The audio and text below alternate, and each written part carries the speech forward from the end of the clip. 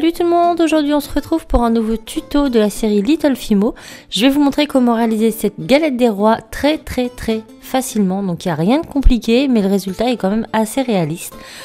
Donc voilà ce qu'on va voir ensemble aujourd'hui. Donc vous allez mélanger de la fimo blanche en assez grande quantité avec une toute petite pointe d'ocre en numéro donc 17 pour obtenir cette couleur. Donc c'est un beige très clair. Donc on va venir tout simplement prendre un morceau de cette pâte et on va venir réaliser une boule que nous allons aplatir jusqu'à obtenir la forme de notre choix.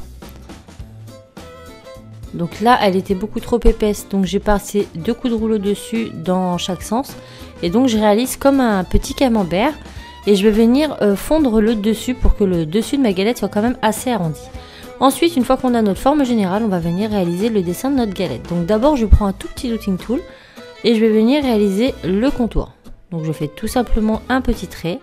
Donc pourquoi un petit dotting tool? C'est tout simplement si vous vous trompez, il sera plus facile d'effacer les marques si vous voulez prédessiner gentiment. Donc ensuite on va venir dessiner les alvéoles, enfin je vais appeler ça comme ça même si je ne sais pas comment ça s'appelle. Donc sur le dessus de notre galette. Donc là encore moi j'ai pris ce motif, mais vous venez prendre le motif de votre choix puisqu'il en existe plein pour les galettes. Une fois que c'est fait, on prend un dotting tool un peu plus gros et on va venir retracer ces marques. Donc on les accentue. Et on va également faire notre contour.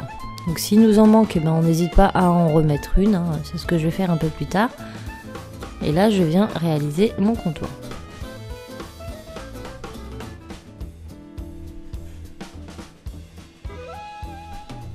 Une fois que mon contour est fait, je repasse sur le bout de tous mes petits stries, de façon à ce qu'il n'y ait pas de démarcation entre le départ de mes stries et le contour de mon cercle. Donc on va avoir juste une impression que tout a cuit ensemble et tous les dessins se sont soudés les uns avec les autres. Et une fois que c'est terminé, on va venir prendre une boule plus grande qu'on va venir passer délicatement sur toutes les marques nettes en fait, de façon à adoucir les marques. Je sais pas si je m'explique bien, mais en gros quand la galette est cuite, au début elle a des marques très nettes quand vous la mettez avant de la mettre au four.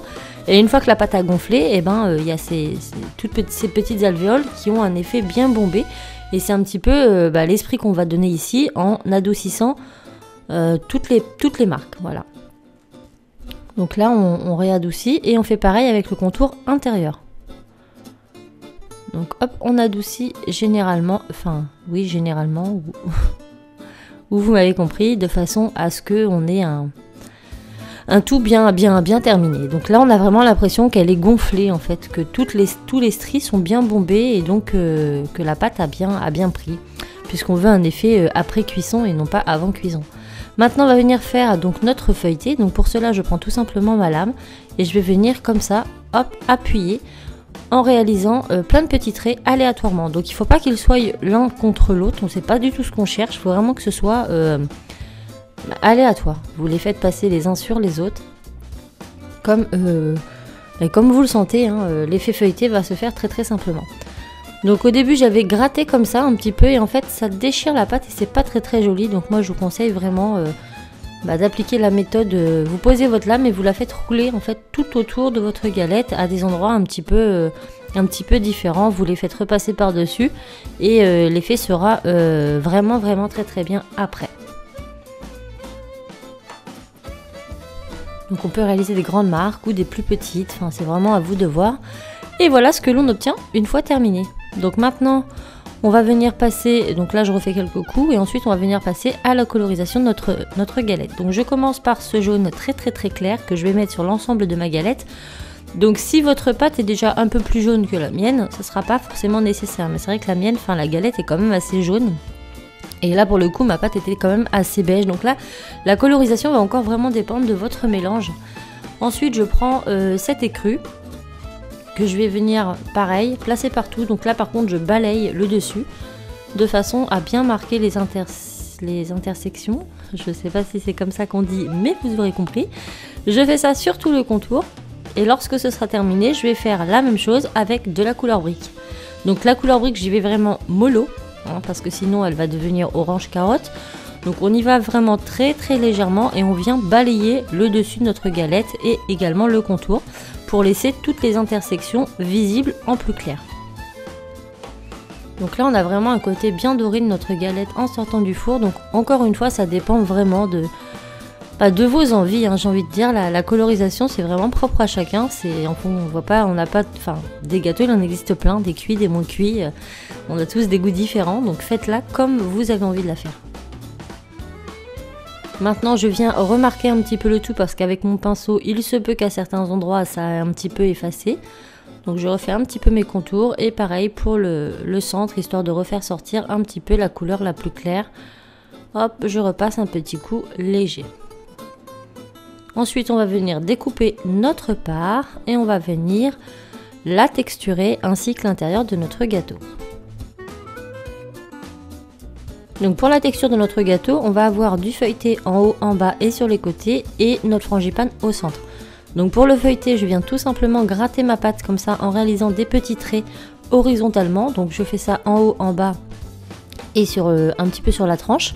Et au centre, je vais tout simplement gratter ma pâte pour donner cet effet gâteau de la frangipane. Et encore une fois, tout dépend de comment vous allez réaliser l'intérieur. Donc là c'est une galette frangipane. Si vous souhaitez que je vous fasse une galette aux pommes par exemple, n'hésitez pas à me le mettre en commentaire, je me ferai un plaisir de vous réaliser ça durant ce mois. Donc là pareil, on gratte le haut horizontalement, le bas et les côtés, et le milieu on texture en grattant la pâte un peu aléatoirement. Et voilà ce que ça nous donne. Donc là vous pouvez rajouter à cette étape un peu de pastel jaune clair si vous voulez quelque chose de plus jaune. Moi ça ne me choquait pas, donc j'ai laissé ça comme ça. Et on va faire pareil pour notre part. Donc on la met sur le côté, on vient gratter légèrement ici avec des traits horizontaux, le haut, le bas et notre tranche. Et le milieu on texture comme un gâteau ordinaire.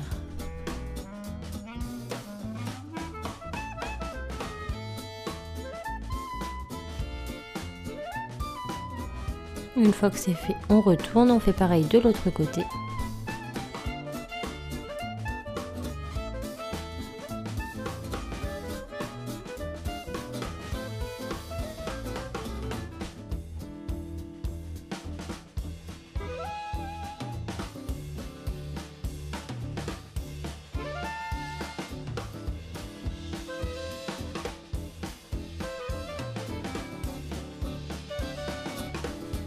On le replace comme il faut et là on va remarquer un peu parce que ça s'est un petit peu aplati lorsqu'on l'a retourné. Et notre galette est terminée, il ne nous reste plus qu'à la cuire au four. Une fois cuite et bien dure, on va venir la placer ici sur un support cabochon. Donc je prends le support cabochon, j'y rajoute un petit napperon en plastique ou en papier. Ensuite je viens mettre de la colle sur ma galette, je la place en haut. Et je vais venir mettre ma petite part juste en dessous. Donc vous pouvez, si vous le souhaitez, rajouter une petite fève en prenant un petit morceau de pâte cuite que vous insérez dans la pâte fraîche. Ça peut être aussi une bonne idée. Et ensuite, on prend notre vernis Fimo et on va venir vernir tout le dessus et le côté de notre galette pour un côté bien brillant et bien doré comme on les aime.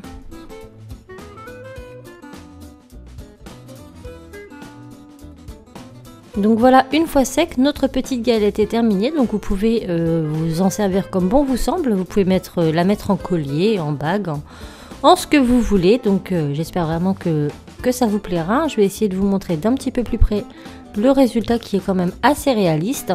J'espère que ça vous aura plu. Moi je vous fais tout plein de bisous et je vous dis à très vite dans un autre tuto. Ciao!